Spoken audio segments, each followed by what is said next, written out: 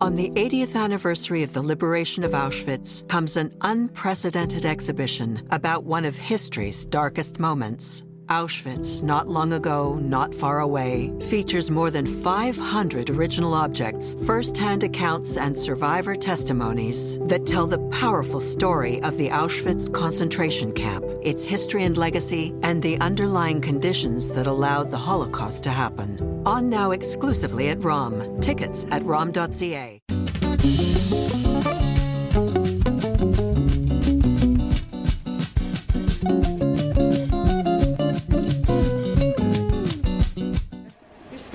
Never seen her do it, so I wouldn't know. Oh my God. Ain't it pretty?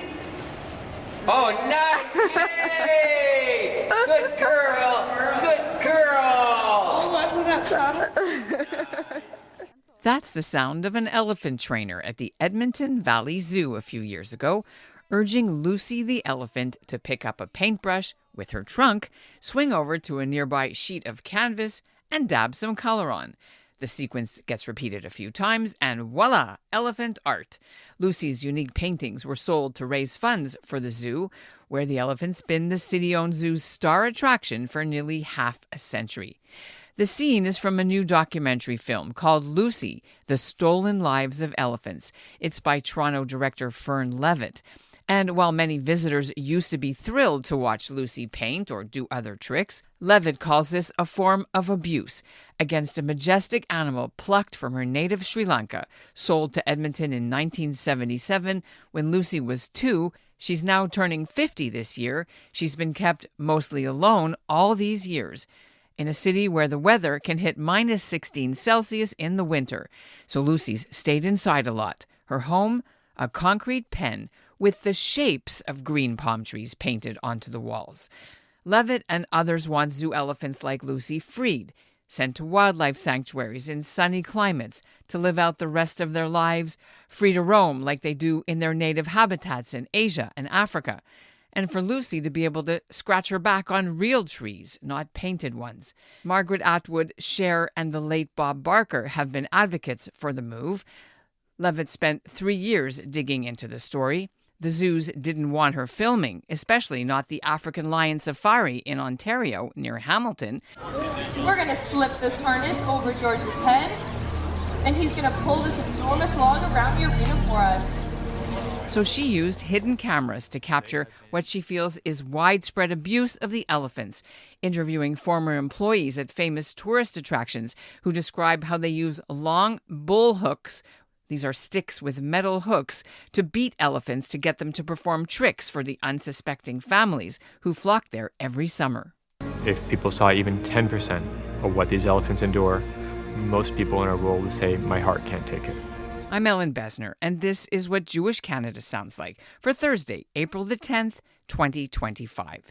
Welcome to the CJN Daily, a podcast of the Canadian Jewish News, and made possible in part thanks to the generous support of the Ira Gluskin and Maxine Granovsky-Gluskin Charitable Foundation.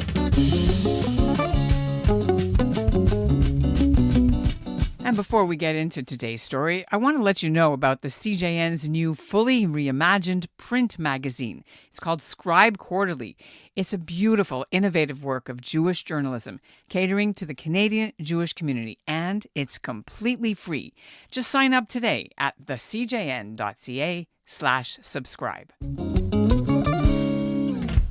Fern Levitt's new film on elephants comes on the heels of her previous animal abuse documentary, an expose on the treatment of sled dogs, especially in the iconic Iditarod race in Alaska. The work changed Levitt's life because her previous films had focused on documenting Holocaust remembrance, including the March of the Living. That's why she couldn't avoid seeing parallels between the treatment of those dogs and these elephants with how the Nazis treated their victims, a point of view she's aware may be controversial.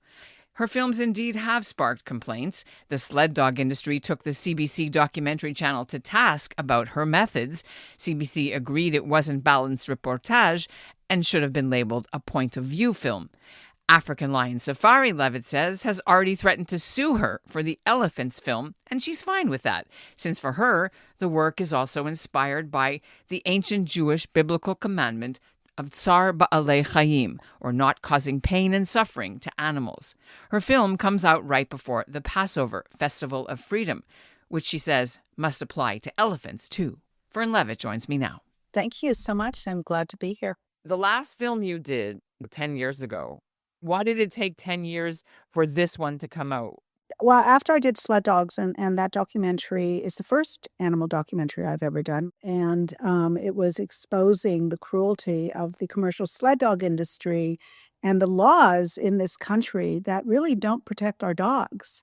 And it was a very emotionally difficult film for me to make because I love animals. I love dogs. And when I'm filming these dogs in these sled dog kennels, and they look at me, I can't help them. I can't help them. All I can do is film. And so I needed a break. I really needed a break from that. And I thought, I am not doing another animal-related documentary. And then what happened is someone sent me a picture of Lucy. She was supposedly an orphan, but she was taken from Sri Lanka and brought to the Edmonton Valley Zoo, which is one of the coldest cities in the world. And she's lived mostly alone since that time. And I looked at her in this cement compartment in the zoo, and I looked at her and I thought, I have to help her. I have to do something to help her. Okay, as a person growing up in Canada, what was your own personal experience with seeing zoo elephants and even maybe riding one when you were little or even as an adult? Yeah, no, I did it all. I went to zoos as a kid. I went to the African Lion Safari. I grew up in Hamilton, and that was close, so I went there. Never thought two things about it. Thought, oh, this is wonderful. They're running around free. And we did it with our kids. I have 3 daughters. We went to zoos. We took them to the African Lion Safari. We rode elephants. And even I remember going dolphin swimming in Mexico in a pool. And I knew it was wrong to keep these dolphins in these pools, but I wanted to touch a dolphin. I wanted to swim with the dolphin. So I wasn't thinking about them. I was thinking about me and what I wanted. And it wasn't until I did Sled Dogs and we rescued a dog who had lived on a chain for 9 years. And I looked at him and he was depleted from that terrible life. And it was my dog that really changed me. And I looked at him and I said, I am never going to abuse an animal again for my supposed entertainment. And that's how I changed, but not until then. And I was in my 60s when I did that. So let's get to Lucy. Describe how she was used for entertainment purposes. What are some of the things they made her or still make her do? Well, they say now she's retired. Who knows if that's true? She was used to entertain the people that came to the zoo. She played this fake piano and do things that no elephant would do. And the issue around elephants and why zoos and why captivity is so wrong for them is these animals naturally roam thousands of kilometers every single year through a diverse environment. And they serve a very critical role in keeping our ecosystems in balance. As they're traveling through this diverse environment, they're feeding on seeds and it passes through their body and more vegetation grows. They tear down branches, so more sunlight. I mean, they're called the gardeners of the forest. And as Dr. Joyce Poole says, who is an elephant expert, without them, forests collapse. So by taking these animals who are highly intelligent and need to roam in order to stay healthy, and contribute to the environment and put them in these small places where they've got nowhere to go and nothing to do, causes all kinds of physical and psychological problems. Even though zoos say it's about education and conservation, it's none of that. All they're teaching kids is that it is normalizing keeping these animals in these elaborate prisons. That's all that is. And for Lucy, for female elephants, I mean, to be taken away from her, for where she belongs or from her herd and put alone in the Edmonton Zoo goes against everything that is natural to these animals. Was she ever used to breed? They tried. They sent her to Calgary. I believe it was Calgary to breed, and she didn't. She couldn't, because elephants in captivity have a very difficult time breeding. And a lot of these animals are forced into into artificial insemination. There were recommendations made by experts about what the Edmonton Valley Zoo should be doing, changing her environment, changing her conditions, and these were not followed. Can you walk us through some of the things that should have been done? Some of the recommendations is that she had a pool. Elephants need a pool in order to, to lie in, especially for her. She has such arthritis. So, and that's also a problem of captivity. I mean, these elephants in the wild, they never see any bouts of arthritis because they're always moving their body. But she was obese. She had arthritis. And they recommended that she had a pool that she could lie in and rest her legs. That's never been implemented. That she had a larger space in order to roam, both indoor and outdoor. That's never been implemented as well. So all these important issues that was asked for and recommended, those are only two of the biggest examples, were not given, and that they no longer use a bullhook. And they continue. It is legal in Canada to use a bullhook, and they continue using a bullhook with Lucy. Do you feel that she could survive the transfer or is it too late now? No, she absolutely has to go. I spoke to Dr. London. She is the only independent veterinarian, elephant expert that they brought in, and she does transportations all the time. And when I spoke to her at length, and she said she absolutely could go. Absolutely. And would survive. She has survived almost 50 years living in the cold. She absolutely could survive the 3 days it would take for her to be transferred. And we're very careful in those preparations. We make sure the elephants are ready to go before we send them. And we have never lost an elephant. And as I said, female elephants are never alone. At night, she's in this barn all by herself for like 10 or 12 hours. And I can't even think about it. It's so heartbreaking. And it's a black mark on who we are as a country and as a people by keeping this animal basically a prisoner. On the 80th anniversary of the liberation of Auschwitz comes an unprecedented exhibition about one of history's darkest moments. Auschwitz, not long ago, not far away, features more than 500 original objects, first-hand accounts, and survivor testimonies that tell the powerful story of the Auschwitz concentration camp, its history and legacy, and the underlying conditions that allowed the Holocaust to happen. On now exclusively at ROM. Tickets at rom.ca. In the sled dogs, I was very interested in how you saw that they were being gassed and chained and kept in, you called them concentration camps. Some Holocaust survivor people might not appreciate using that. It's a very fraught way, and so and you're probably aware of it. So let's... Because of the similarities, because of the unbelievable. And of course, I was aware that there would be survivors and survivors' children that were sensitive to me using that. But there were so many similarities. One of the places that I filmed, I was told by somebody, a whistleblower who worked there, that, and this is a place in Huntsville, so not that far away, that every spring they would sit around, the owners and the staff that worked there, they would sit around and decide which animal, which dog was going to live and which dog was going to die.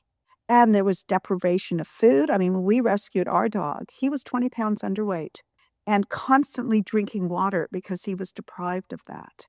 And kept them in the most horrific conditions. They said that from 6 months old to the day that they died or were shot, they were on a chain. And then one of the places that we exposed in Quebec, that the owner had built a gas chamber. And when I was told by a whistleblower who worked at that place that there was a gas chamber where they were gassing puppies and dogs, I was, I just thought, I can't live in a country that has built a gas chamber and gassing these puppies. It's too close. When I filmed a documentary on the Holocaust, I was in those gas chambers, and that to me was just intolerable. Right. Our listeners should know there were charges laid against the owners. Right. They were guilty, and they're still awaiting sentence. Does that also work for this film, or it's not as much for you? Yeah, it works for the film because they're also taken from where they belong and raised in these unnatural settings and suffer horribly. And for me, we have to do better than this. We have to do better than this. And I mean, we all fell for it. The zoos are very good at telling us that this is all about conservation and education. And when we go to the African lion safari and we sit in our cars and we're traveling through, we feel like we're at an African safari, and that the animals are free and walking around.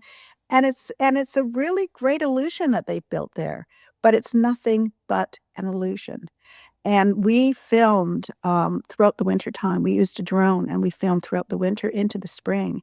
And in our documentary, it shows that none of these animals are outside. They're all inside. And someone told me who worked there that the elephants are chained in a barn all winter long. So what you see when you go there in the summer is not the reality of this place. It's all an illusion. Plus the fact that they would separate babies from their mothers. So for the African lion safari to say we're all about conservation and education and my film, they were very critical about the film, basically calling me a liar, when in 2021 they tried to do this. Elephants are so attached to their babies, to their herd, that to take a baby away from a mother is the same thing as taking a human baby away from a human mother. How much do they get for these elephants when they sell them? $1 million. They were going to get $2 million for 2 elephants. So it's a money-making venture. And of course, she's an elephant. So she brings in a lot of tourists, a lot of money. And that's what zoos are. They're all about money and not for the betterment of these animals. It's really important. We're interviewing you just in the middle of a Canadian federal election. And I'm not sure our listeners may have heard about the bill that came through the Senate of Canada before that would have outlawed having elephants for captivity, for entertainment. So now, what are you worried about now that we're having an election and who knows who's going to be the next prime minister?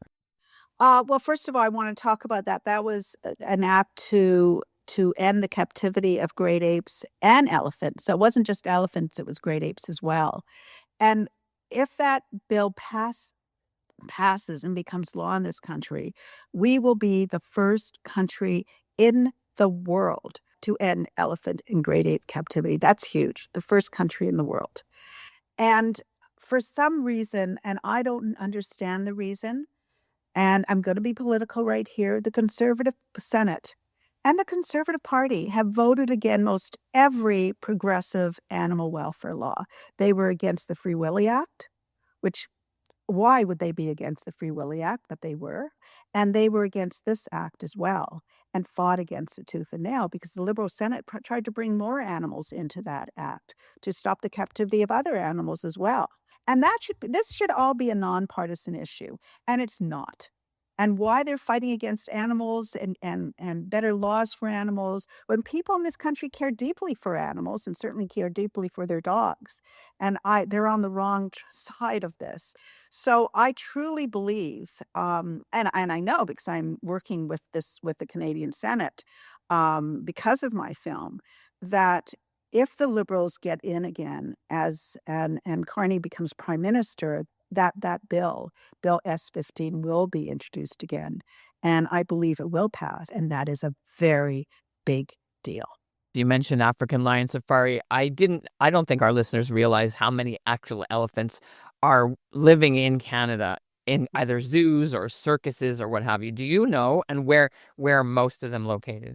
Well, the African lion safari is actually the largest breeder of elephants in North America, and have the most number of elephants of any zoos in North America. They have about 17 or 18 elephants, and there's a lot of breeding going on, and there's a lot of selling of these elephants that continue to this day.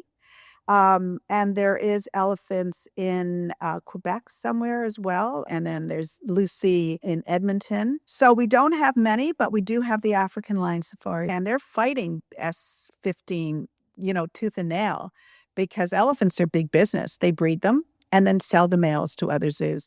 And when I was filming undercover, they would tell the public, well, there's no wild left. So we're serving a very important role here in keeping this species alive, because without us, they would become extinct. And that's the same place that was beating the crap out of these elephants in order to get them to perform tricks. Do you feel that there's any ethical kind of way to have these animals in captivity on display? What they need to do, and the example that we showed is what's going on in Buenos Aires in Argentina. It was brilliant. They're using robotics and animation to teach children about wild animals, which is what they do when teaching them about dinosaurs. And kids are fascinated by dinosaurs, but there's none left, but they're still learning about them. And the message this zoo gave, the Eco Park gave, was that kids, we need to protect the wild for the sake of the animals and for the sake of our planet and for the sake of us. And that's a very different message that zoos give out, which is the animals belong here. So parents, if your kids want to learn about wild animals, and they need to learn about wild animals, you don't need to see them. What you can do is there's wonderful documentaries about wild animals where you will actually learn about them, because what you're going to do by taking them to zoos, these animals aren't acting the way they do in the wild. And you're teaching your kids, as I did, that it's acceptable to keep these animals in elaborate prisons. And there's no learning in that. Have you considered navigating your film and then the holiday which asks for Let My People Go and put those two together? Oh my God, that's so beautiful. Well, I'm really hoping, because we have, as Jews who've been through what we've been through, who have been enslaved and have been killed because of the cruelty of others, that we especially have a responsibility to protect these animals, because they have as much right to live on this planet as we do. And they have as much right for freedom and respect as we do. Well, it is even in the Jewish customs in the Torah, which is Tsar Ba'alei Chayim, to be mindful of the pain of animals. It's a mitzvah. Yeah, it is a mitzvah. Thank you very much. Thanks so much. Back in Edmonton, Lucy doesn't perform on schedule anymore. She doesn't paint either, although the art is still for sale. Her breathing is an issue. She's had a massive tumor, but that's now under control. Nevertheless, they feel she's too old to survive a transfer to a sanctuary now, and they promise Lucy will be their last elephant at the Edmonton Valley Zoo. Here's director Gary Dewar updating journalists last year. The average life expectancy for an Asian elephant in human care is 46.8 years. And so she has surpassed that average, but there have been many instances of elephants, Asian elephants, living long past that, into their 70s, into their 80s in human care. The vets that were in from Germany speculated, again, it's all subject to change and anybody could have a heart attack tomorrow, that she could have 10 or 15 more years with us. And that was reassuring for many of us, including the dedicated care team that are like her family. And that's more rationale for us to want to continue in her facilities and give her the best life possible. She enjoys choice and control, which really leads to her mental stimulation, her physical agility, and her mobility. So great marks as it relates to that. She's lost considerable weight over the last couple of years, but that hasn't improved her respiratory condition. So we're doing our best to manage her health in the best way possible, but unfortunately, and never say never, but at this point the consensus is that her condition will likely not improve to a point where we are comfortable transporting her to another facility. Lucy will be the last elephant that calls the Edmonton Valley Zoo home. There won't be any more that will be brought here. And that's what Jewish Canada sounds like for this episode of the CJN Daily, made possible in part thanks to the generous support of the Ira Gluskin and Maxine Granofsky-Gluskin Charitable Foundation. The African Lion Safari stopped making its 18 Asian elephants give rides. The only other two zoos with elephants are near Montreal, Parc Safari with 2, and the Granby Zoo with 3, who they say will move in the near future. The Lucy film will stream on CBC Gem starting on April 11th. Our show is produced by Zachary Judah Kaufman and Andrea Varsany. Our executive producer is Michael Freeman, editorial director is Mark Weisblatt, and our music is by Dov Beck-Levine. Have a happy Passover. Thanks for listening, and we'll be back Tuesday. On the 80th anniversary of the liberation of Auschwitz comes an unprecedented exhibition about one of history's darkest moments. Auschwitz, Not Long Ago, Not Far Away, features more than 500 original objects, first-hand accounts, and survivor testimonies that tell the powerful story of the Auschwitz concentration camp, its history and legacy, and the underlying conditions that allowed the Holocaust to happen. On now exclusively at ROM. Tickets at rom.ca.